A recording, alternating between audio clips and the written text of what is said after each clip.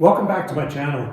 You know, if you work with your hands, you're pretty much going to be a do-it-yourselfer because if you can turn a wrench and you have some tools, you're going to tackle projects sometimes even if you've never done them before.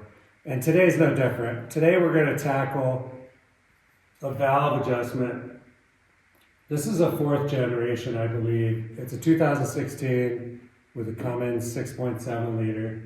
And basically, I knew that I wanted to do this, and the last couple of days, all I did was watch YouTube videos on how to do this valve adjustment. And it turns out it's not that hard, but there is some tricks that you have to follow to kind of make sure it turns out. You want it to turn out perfect. Anytime you do anything on your own stuff or anybody's stuff, you want to do it the best you can. And I watched a whole bunch of different videos, and basically I gathered up the information that I need. And I'm gonna tackle this job by myself. So this is basically a do-it-yourself video telling, if you work with your hands, you can do this job. It's not that hard of a job. And the first thing we're gonna do, we're gonna go under the truck. We gotta use a 15 millimeter. And I suggest getting a long handle, like a longer handle wrench. And then we're gonna use a 15 millimeter socket. And we're gonna go on the bottom and mark top dead center. And then after we mark it on the bottom, we need to turn it so it's perfectly at 12 o'clock, straight up and down.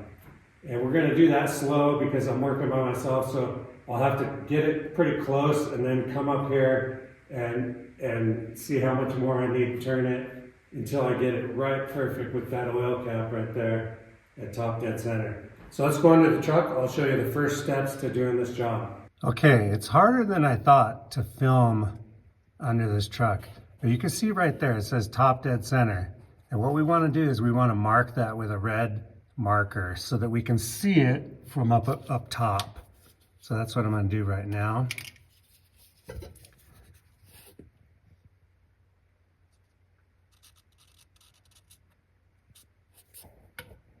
And there you can see I've marked it top dead center.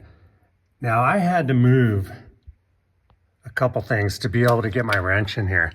So you can see right here, I've actually dropped down my sway bar on the front. And I've dropped down this, I've got a heavy duty sway bar, and I had to get that out of the way right there to be able to get that wrench up in there. Now a mistake, so it's got these little indentations on the fan. You can see them kind of right there. Now, you kind of have to be careful. You gotta readjust your wrench because if you go too far, it spins too far, it'll go up into the fan and you'll break little chunks out of your blade. And I did break a little chunk, and I'm hoping that it's gonna still be okay. But so right now we need to carefully rotate this all the way up to the top. And I'm gonna use that 15 millimeter wrench, and then I'm gonna go back and forth until I get that up at the top. Okay, it's almost impossible to see, but you can kind of see that red line on the left side of the fan right there. And that's exactly top dead center. So now we can see where we're going to start. Now this isn't a how-to video. I basically watched how-to videos to even do this myself. But I'm going to tell you the mistakes that I've noticed. So this truck has 186,000 miles. And there's a few things you got to look out for. And I made these mistakes. So I'm going to tell you so hopefully it'll save you from making mistakes. Anything that's plastic is going to be brittle at this point because, 186,000 miles and the heat coming from this motor, anything in that motor, the little electrical connectors, the wires, they're a lot more brittle than you think. So you got to be really, and I was actually extra careful with all the connectors, and I made a couple mistakes, and one of them was pulling off a a breather tube on the right side. So right there, the first thing comes off, then the crankcase filter, and then you got a bunch of bolts inside of here, 6 of them I believe, and you just get those off. And 2 of them are a little hard, they're way in the back. And there's also an electrical connector that you got to be really careful and get that off the back too. But yeah, that's one thing that I really probably should have paid attention to, was I didn't realize, wow, a lot of these plastic electrical connectors are really brittle at this point. So you really want to be careful. And I was lucky with the electrical connectors. I didn't really have any trouble with that. Like I said, I was trying to get a breather tube off on the right side, and it was connected to a piece of plastic, like a plastic tube, like a 3/8 plastic tube. And when I was pulling that off, I broke that plastic tube. Now it's not a hard fix, you just need to get, right there is where I broke that off. Well, not there, I think it was right here. But, okay, I got the valve cover off, but you know, YouTube, they tend to simplify those videos. So this valve cover gasket, it's kind of a hard gasket. It's got your controls for your, it's got electrical control right there, and it's hooked up to all of your injectors. And so it has 2 keepers right here to keep those little wires.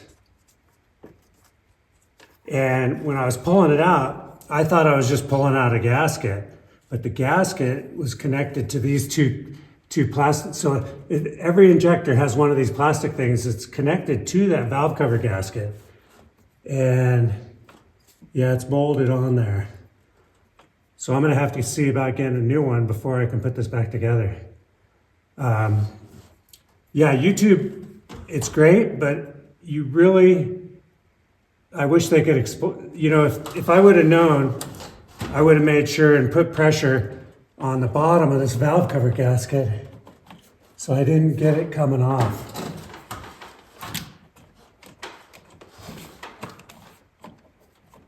And it looks like that's basically all that thing does is, so you want that thing to stay down on there. So we're gonna have to get a new one of those before we can put this back together. But we can get all our valves done. Oil looks really good, actually. Now let's see if we're on number 1 or number 6. And these 2 front ones are, well, that one's a little loose.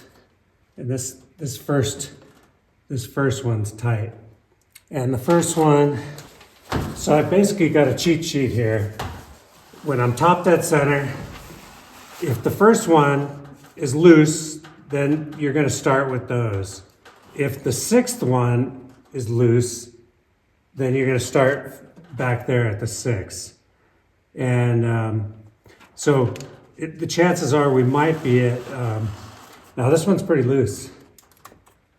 Not extremely loose, but, and this first one's really tight. I don't think this thing's had a valve adjustment since new. So hopefully we won't cause any worse trouble.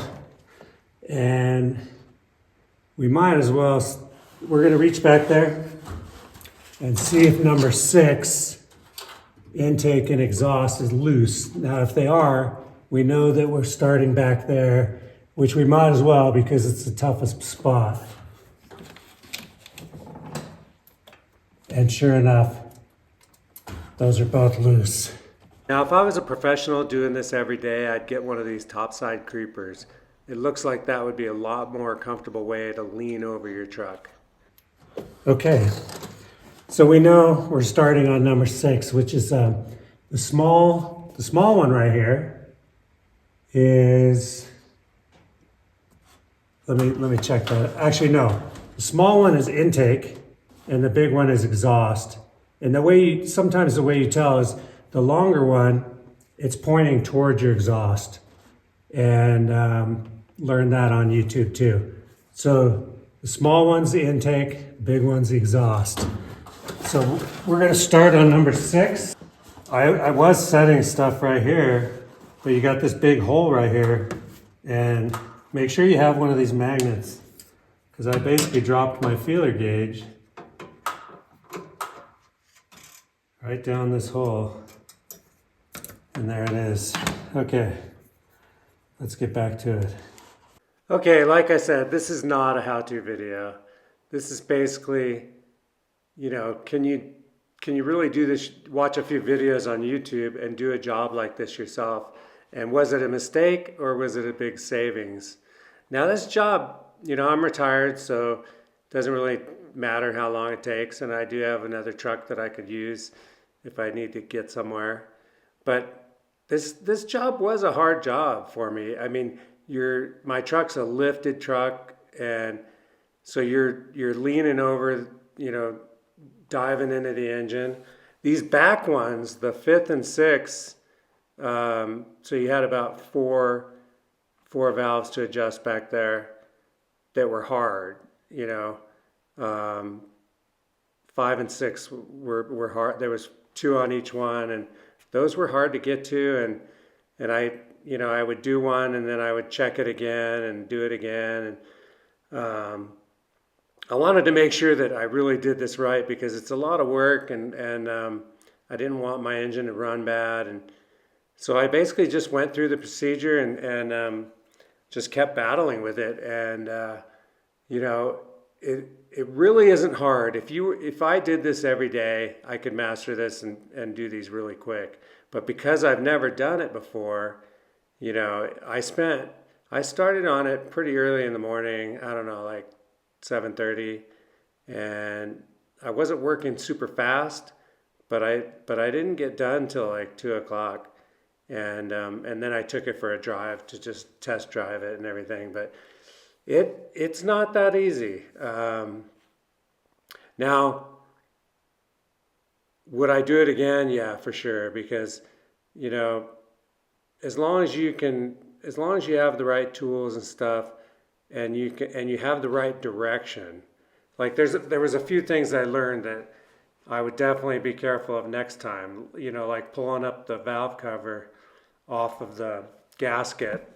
I did not know that all those injectors were connected to that gasket, and you really had to hold those down, because you didn't, you wanted to hold the gasket down when pulling off that top valve cover.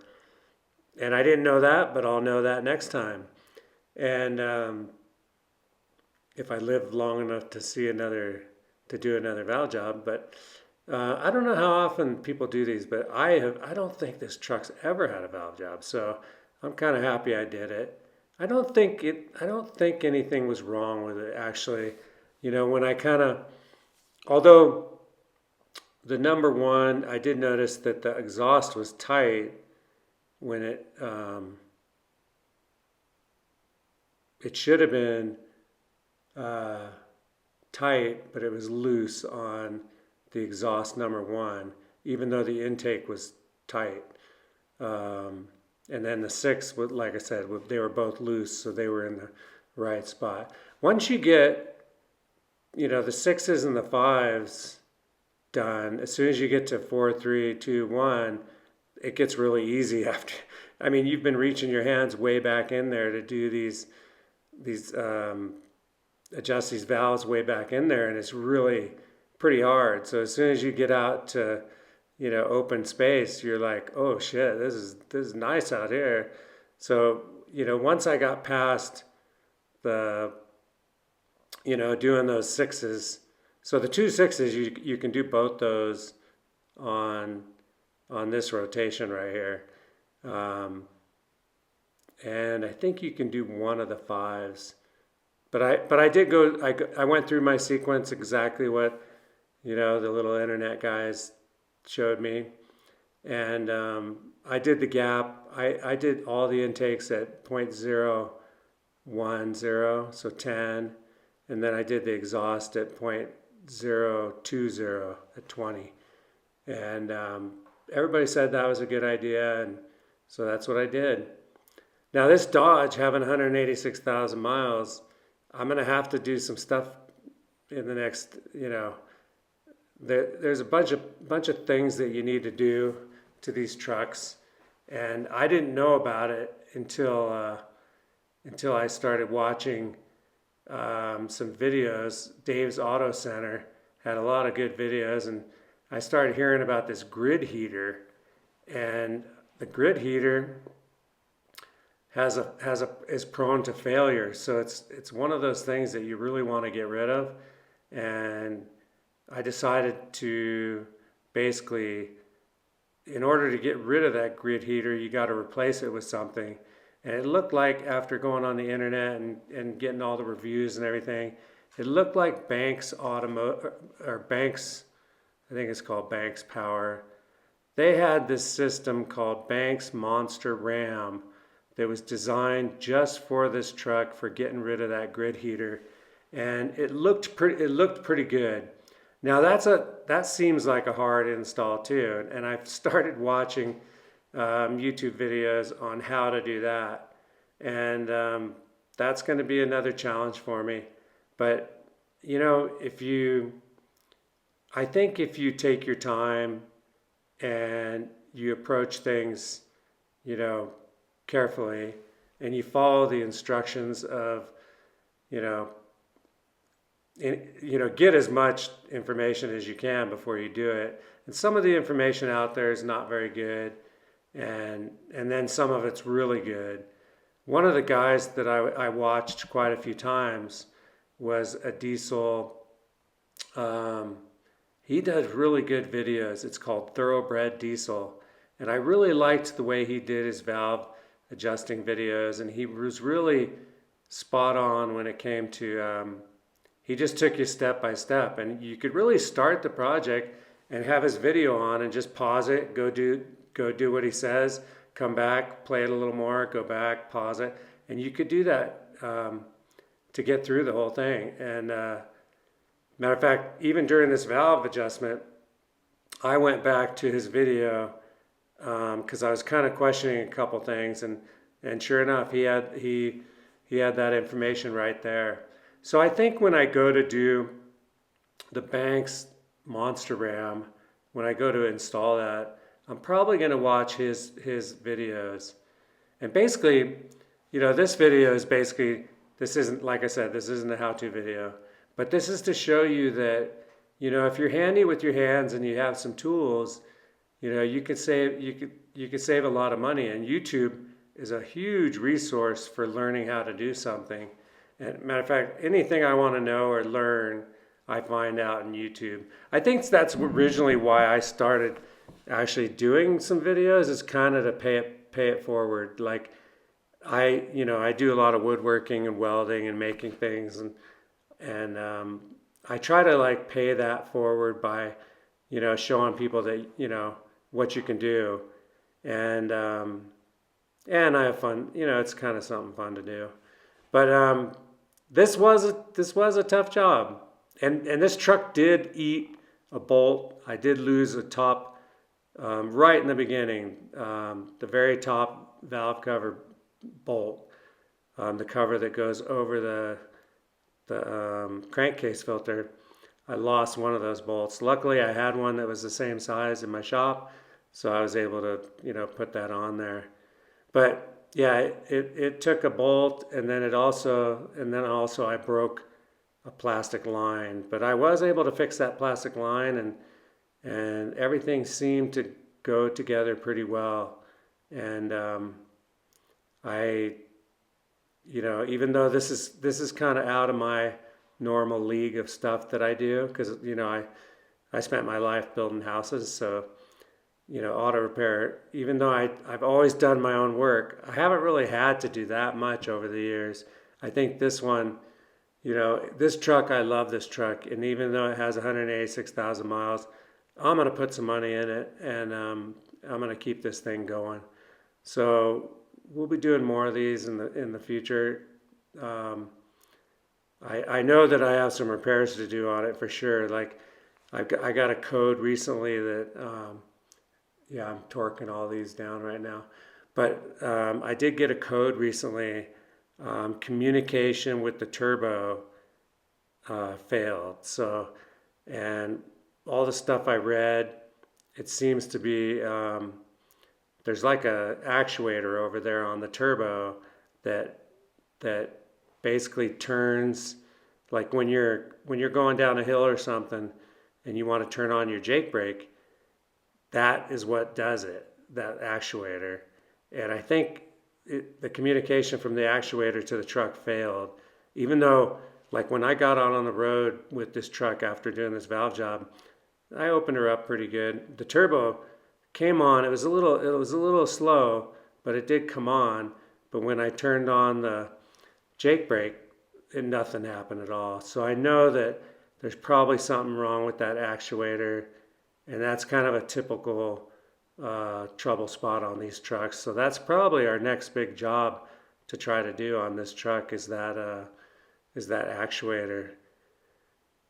And it looks like we're wrapping it up, putting the last pieces in here, getting all our electrical connections connected, and yeah, it was a pretty long day job. I mean, I would say I spent 5 hours on this job.